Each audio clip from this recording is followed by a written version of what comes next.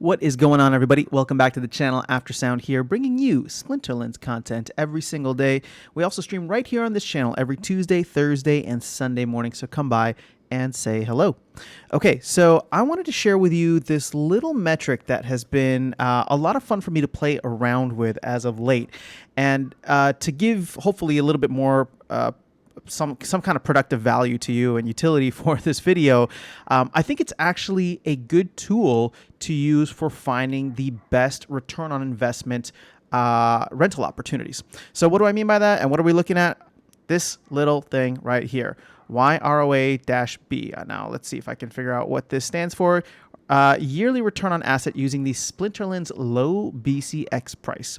So what this is giving you essentially is what the return, your yearly APR would be if you were to buy at the lowest listed price per BCX right now.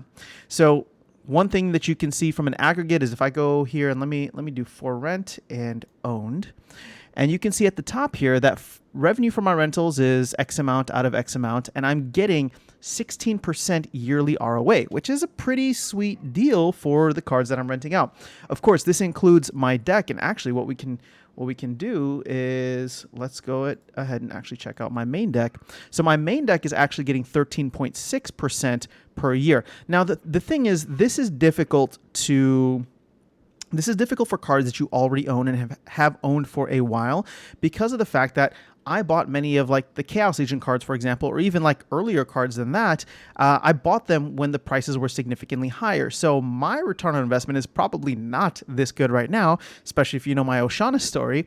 But the point is, this is good for checking new cards, which is what I wanted to focus on for the purposes of this video. So let's actually do not in my main deck. And so this is going to be looking at the cards that I have extras of. And we can kind of focus in on here. So I'm getting 21% ROA. And again, I'm not looking at where I got the cards, which should be the way that I view it, but I'm looking at it from the perspective of if I were to go and invest in cards today from a rental perspective, what would be the best ones? So we can go ahead and sort by this number here, and you're going to see some ridiculous numbers. So the rewards common rewards cards, so you can see like Venari Heatsmith right here, this is listed at almost a 300% ROA because of the fact that the price has gone so low. The thing is, as you can see here, I have trouble renting them out because the lowest I can list them for is 50 CP per DEC or 0.1 DEC per day. So it's kind of a crapshoot whether or not you're actually going to get these moved. So yes, the returns are nice, but what's your vacancy rate on this? And you can see that it's pretty high. So if we go to ones that are actually delegated out, so I'm going to hit delegated, and so you can see here I do have some of the common rewards cards, so that's kind of cool.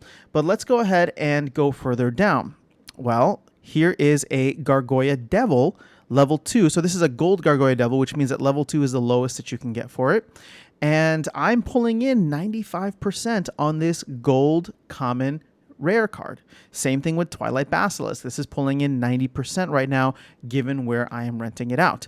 So I'm sorry, this is actually a level 3. 2 BCX.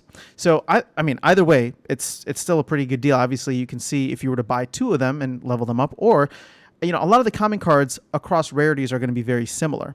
Now, Lava Launcher here is another fantastic one. I am renting this out right now for 0.554 DEC per day. That's getting me an ROA of 84%. Twilight Basilisk, here's another rare card. Gargoyle Devil, Exploding Rats. So we're seeing a lot of rare rewards cards kind of topping the list here. Now, this is just my collection, so feel free to go and check out what you have in your collection, because most of my cards are either going to be Chaos Legion or Chaos Legion rewards cards. There may be other opportunities out there, and you can use this tool to go and check them out. So again, I'm not in the business of really renting out cards right now. Obviously, my focus is on leveling up my deck. So what I am doing is when I buy cards and I'm trying to max out my deck, if I don't have the summoners to play them. So for example, right, like I have a bunch of extra Pelacor Deceivers or extra, Lava Launchers, but my summoner is only maxed for gold. So I want to have the BCX for a fully maxed out lava launcher, but there's no point in me maxing out the card right now. Sure, from a power perspective, I could use it, but from a utility standpoint, I can't. So I would rather just rent it out for the time being, which is kind of how I'm viewing a lot of these right now, where as I max out a lot of these cards, I'm still playing in gold, and I don't have the summoners to play them max, so I'm just renting out these cards, and kind of alerted me to just how lucrative some of these can be. Now, I think the rewards cards are probably going to be towards the top, and then we'll probably see Chaos Legion cards around there as well. And what will be interesting is as we get to the ranked rewards update that will require cards to be owned, there may be an uptick in rental income or like rental ROI for the rewards, not the rewards cards, for the Chaos Legion cards, because those are part of the starter deck. So if the bots or if whoever wanted to come in and rent them, because as you can see right now, I do think a lot of this is bot behavior. So keep in mind, this is subject to change. I'm identifying this opportunity now, but I was going to finish the video with this, but since it's coming up now, one thing to keep in mind is a lot of the rental activity is by bot accounts right now. And you can kind of see this with all like the different numbers and weird names here. So again, I'm assuming that it's bots, but here's a good example, right? 0027, 0429, 0027. So there's a lot of accounts that are renting because they need the power. The thing is, in the future, they will still need the power, and if anything, not just the power, they will also need specific cards to own in order to rent. So Chaos Legion commons and rares might be a good option in the future.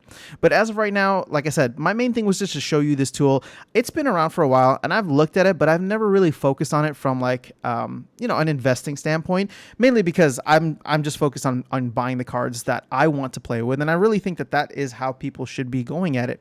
But if you are one of those folks who look at these cards like digital real estate, which I do to a certain extent, then there is this tool here, which I think could make your life a lot easier in helping you determine where you can get things and what kind of returns you can expect in the long run. Now, the reason I like this, and I'm saying it right now rather than, back when card prices were super inflated, is because there is extreme fear in the market.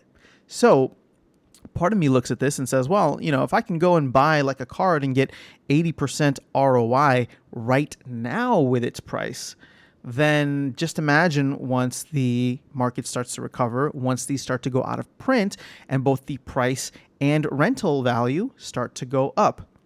That being said, and I will close with this, it can always get worse. Okay, so don't take this. None of this is financial advice.